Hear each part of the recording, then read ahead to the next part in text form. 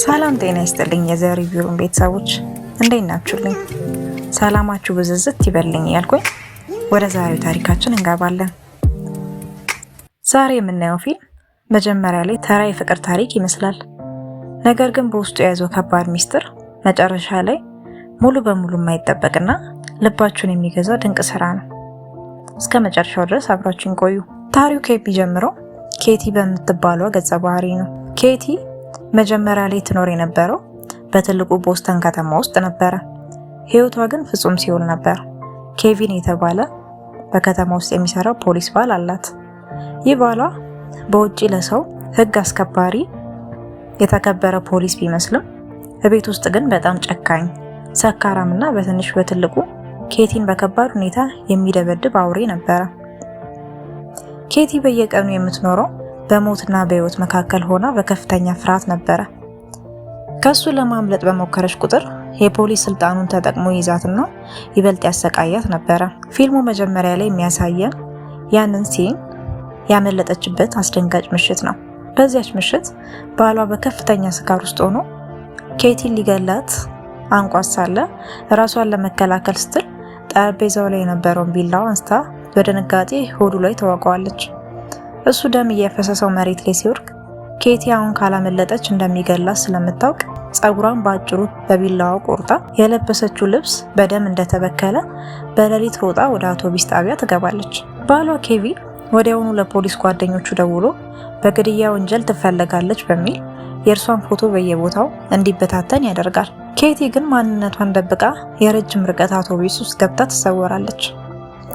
አውቶቡሱ ረጅም መንገድ ተጉዞ ሳውስፖርት ወደምትባል አንዲት በጣም ጸጥተኛና ውብ የባህር ዳርቻ ከተማ ሲደርስ ኬቲ እዚያ ለመውረድ ተወስናለች። ምክንያቱም እዚህ ትንሽ ከተማ ውስጥ ማንም አያውቃትም። ስልኳን ትጥላለች፣ ስሟንም ኤሪን ወደሚል ትቀይረዋለች። እናም በጫካ ውስጥ የሚገኝ አንድ የተገለለ አሮጌ ቤት ተከራይታ መኖር ትጀምራለች። የምትተኛው መሬት ላይ ነው። በሩን በ4 ቁልፍ ነው የምትቆልፈው። ነገር ግን አሁንም ሽብሩ አልለቀቃትም። ኑሮዋን ለመምራት በአንዲት ትንሽ ምግብ ቤት ውስጥ በአስተናጋጅነት መስራት ትጀምራለች። በዚያ ከተማ ውስጥ ግን አሌክስ የሚባል በጣም ደግና አስተዋይ ሰው ታገኛለች። አሌክስ በትናንሽ ልጆች የተከበበ በከተማ ውስጥ ትንሽ የሸቀጣ ሸቀጥ ሱቅ ያለው ሰው ነው። ነገር ግን አሌክስ በህይወት ውስጥ ትልቅ ጠባሳ አለበት።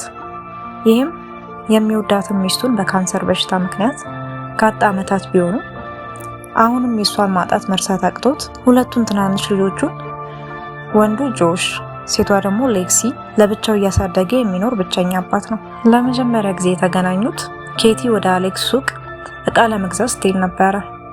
አሌክስ ኬቲን ባያት መጀመሪያ ቀን ጀምሮ በአይኖቿ ውስጥ ያለውን ከባድ የፍርሃትና የብቸኝነት ጥላ ያስተውላል። ነገር ግን ምንም ሳይጠይቃት በጣም ቀስ በቀስና በደግነት ሊረዳት ይሞክራል። ለምሳሌ ለቤቷ የሚሆን አሮጌ ብስክሌት በስጦታ መልክ ያበረክትላታል። ኬቲ ግን በመጀመሪያ አካባቢ ይህ ሰው ለምን ይቀርበኛል? ሚስጥሬን አውቆ ይሆን በሚል ጥርጣሬ ልታርቀው ትሞክር ነበረ። ታዲያ የጥርጣሬ ወደ ፍቅር የተቀየረው እንዴት ነው? አሌክስ የኬቲን መከላከልና ፍርሃት ሰብሮ የገባው በንጹህ ደግነቱ ነበረ። አንድ ቀን የኬቲን ብስክሌት ተበላሽቶ መንገድ ላይ ስትቸገር አሌክስ መኪናውን አቁሞ ይረዳታል። ከዚያም ልጆቹን ይዞ ወደ ባህር ዳርቻ ሽርሽር ሲሄድ ኬቲ አብራቸው እንድትሄድ ይጋብዛታል። በዚያ ባህር ዳርቻ ላይ የአሌክስ ትናንሽ ልጆች በተለይም ትንሿ አሌክሲ ከኬቲ ጋር ፍጹም ትቀራረባለች። ኬቲ ከልጅቷ ጋር በአሸዋ ላይ ስትጫወት አሌክስ ከሩቅ ሆኖ በፍቅር አይን ይመለከታታል። በዚያ ምሽት ወደ ቤት ሲመለሱ ከባድ ዝናብ ይጥላል። ሁለቱ ጥንዶች በዝናቡ መሃል እየሳቁና እየተሯሯጡ ወደ አሌክስ ቤት ይገባሉ። እዚያም እሳቱ አጠገብ ሆኖ እርስ በርስ ይተያያሉ። አሌክስ በጥልቅ የፍቅር ስሜት ሆኖ እዚህ ከተማ ውስጥ ካረፍሽበት ቀን ጀምሮ ሁልጊዜ ስላንቺ አስባለሁ ይላታል። ከዚያም ለመጀመሪያ ጊዜ በፍቅር ይስማታል። ይህ ፍቅር ኬቲ ሙሉ በሙሉ ቀየራት። በየቀኑ ጠዋት በፍርሃት መነሳቷ ቀርቶ አሌክስንና ልጆቹን ለማየት በደስታ መኖር ጀመረች። አሌክስ ለሷ ተራ ፍቅረኛዋ ሳይሆን ካለችበት የድሮ ሲኦል ያወጣት ደህንነቱ የተጠበቀ መጠጊያዋ ነው። በሌላኛው ሲል ኬቲ በጫካ ውስጥ ባለው ቤቷ ውስጥ ለብቻዋ ስትሆን ድንገት ጆ የምትባል አንዲት በጣም ቆንጆና ለየት ያለ ባህሪ ያላት ጎረቤቷ ትመጣለች። ጆ በጣም ተግባቢና የሰውን ስሜት ቶሎ የምትረዳ ሴት ናት። በየቀኑ ወደ ኬቲ ቤት እየመጣች ታጫውታታለች። ቡናም አብሮ ይጠጣሉ። የሴት ለሴት ሚስጥራቸውንም ያወራሉ። ኬቲ ስለ አሌክስ ያላትን ፍርሃትና ጥርጣሬ ሁሉ ለጆ ትነግራታለች። ጆ ግን ሁልጊዜ አሌክስ በጣም ምርጥ ሰው ነው፣ እሱን ልታምኚ ይገባል፣ እሱ ካለሽበት ጨለማ ውስጥ ያወጣሻል እያለች ከአሌክስ ጋር ያላት ፍቅር ይበልጥ እንዲጠናከር ትልቅ ብርታት ትሆናታለች። ጆ ለኬቲ ተራ ጎረቤት አልነበረችም። በዚህ አዲስ ከተማ ያገኘቻት ብቸኛ ሚስጥረኛ ጓደኛዋ ሆናለች።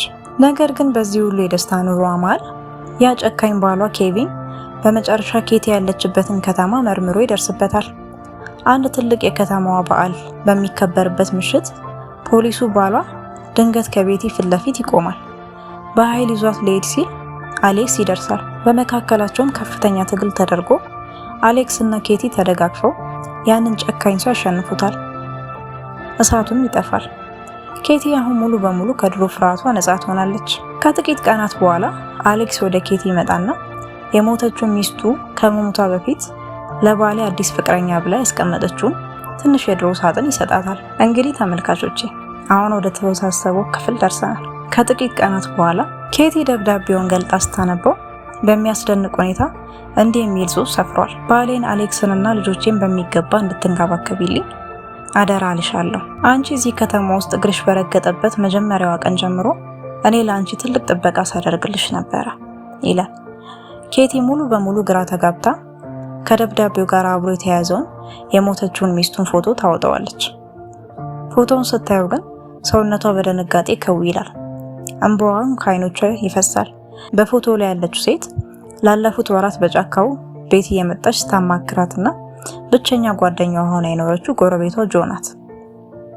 ተመልካቾቼ እዚያ ከተማ ውስጥ ጆ የሚባል ጎረቤት የለም።